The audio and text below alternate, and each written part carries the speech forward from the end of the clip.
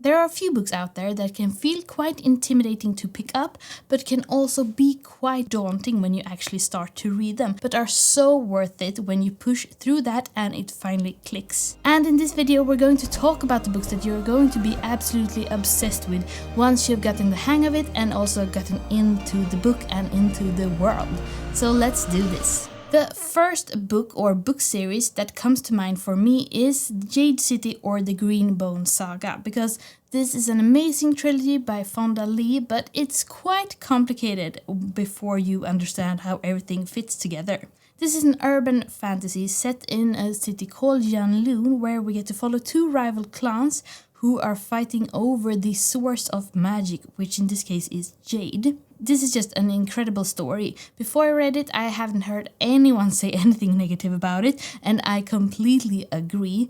I think this is such an interesting and fun story with so high stakes and characters that you really want to follow. How the magic works with the Jade and how you can live a green life and all the clan fighting is also really interesting, but it takes a couple of chapters to really get into the story. For example, there are a lot of names and surnames in this book, and there are also a lot of suffixes, and that was quite a lot to have in mind when you read the first chapters, but once you get the hang of it and once you get into the world, you understand it more and more. If you are interested in reading this trilogy, which I absolutely think you should just push through the first about 100 pages and then everything will fall into place piece by piece. So I highly recommend that you pick this series up and keep going, even though the start can feel a bit rough, because you will be rewarded with what I consider is a 5-star read. And speaking of quite complicated magic systems and also interesting worlds, we have the Hierarchy series by James Islington. Will of the Many is the first in the series, and then we also have The Strength of the Few, which came out last year, and then we're expecting the third book, which will come sometime maybe 2027 if we're lucky. In this world you have this life force or magic called will, and that is heavily tied to the structures in the society, because you have almost this caste system. So different persons have different amount of will to wield or cede to other people or to imbue objects with, and that decides which role you get to have in the society. In this book we get to follow our main character Viz, who is an orphan but also is adopted by a richer man higher up in the hierarchy, who is forcing him to attend the academia and also become his spy. You have to focus quite a lot when you're starting to read this series, but once you're in it, it's so worth it. I think this series is very unique, and the second book takes you places I haven't been before in my reading journey, and I highly recommend it, but you need to invest some thinking and some time to start to enjoy it. I think this is a masterpiece, and I think the second book is really good as well, and I, in a way, enjoyed the second book a bit more because you were already in the universe and you already understood how things worked, while here you have to discover a lot and understand while you're going. But like I said, it's really exciting, it's very unique, and so many people love it, and I do as well.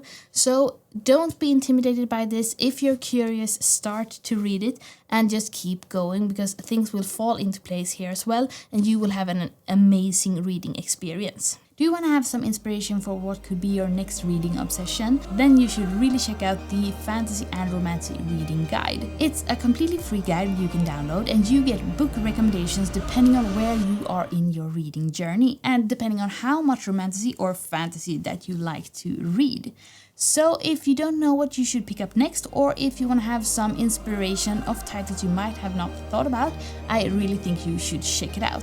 Use this code to go and download it, or check the link down in the description. The next book I want to mention is Blood Over Bright Haven by M.L. Wang, and this is a standalone, so it's a bit shorter than the other books I'm talking about. So if you're interested in investing a little less time than the other books I'm talking about, this could be great for you. In this book we get to follow our main character Sayona, who is trying to become one of the first female magicians in this world. She is attempting to get into the academy and are going to go to trials to become a magic scholar. This book is a really interesting fantasy read with a lot of social commentary and makes you really think about social structures and more when you read it.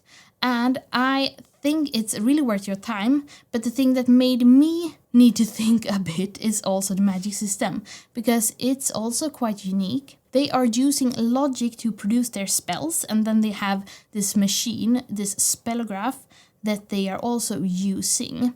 So it took some time to understand how they source the energy, how they use their spells, and how they do their magic with their spellographs. And I thought that was a bit complicated to read. But the thing is, you don't have to remember everything about it the first time you read about it, because it's explained multiple times in the book. And I also think it's in at least the phrases that are used to describe mapping and sourcing the energy and everything that's going on when they are producing spells. So if you want a shorter read that is really interesting with high stakes, a lot of emotion, and an interesting magic system, I don't think you should be intimidated by this.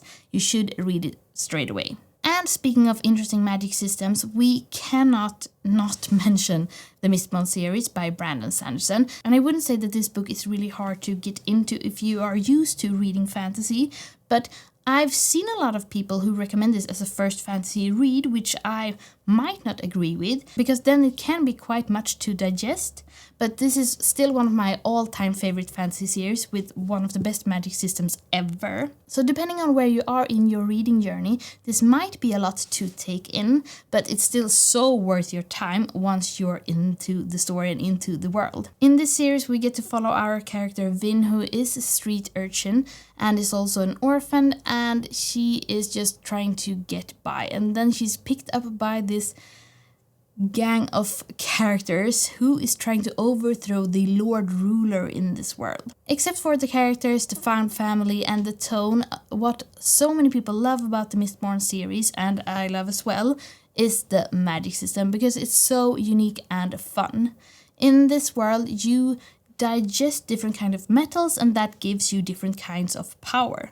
And that makes this book so fun and interesting, because it gives you so many interesting possibilities. How to move, how to fight, but also how to read people's emotions and so many other things. But the thing is, the magic system is explained really well throughout this book. And there's also a glossary and a chart back here that explains everything as well.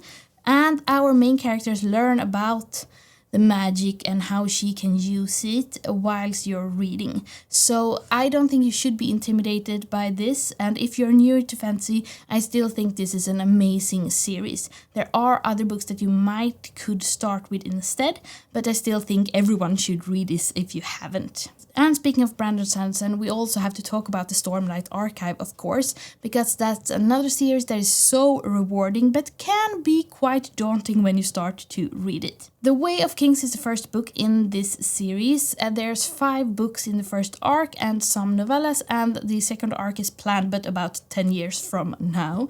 But they are quite thick and quite long, with a huge cast of characters and also really interesting magic. The magic system is quite complex, but you get eased into it while you're reading this series because the characters understand it more and more. But the thing that makes this series quite hard to digest is that there are a lot of characters, a lot of places, and a lot of information packed in the first 100 pages. But when you are reading, you just have to keep going, and you will also get eased into this world. I thought the world was quite hard to imagine when I read this at first, because they have different kind of beasts and monsters, and the nature reacts to humans in a way that ours clearly doesn't, even though it's a human world. But if you keep on going, you will have the best reading experience, because this series is just amazing. It's quite long. I think some of the books are more than 1,000 pages, but I've read it all and I love it. When I don't have a TBR that's a million miles long, I want to go back and read it again just to hang out with these amazing characters. There are some parts that are slower than others, of course,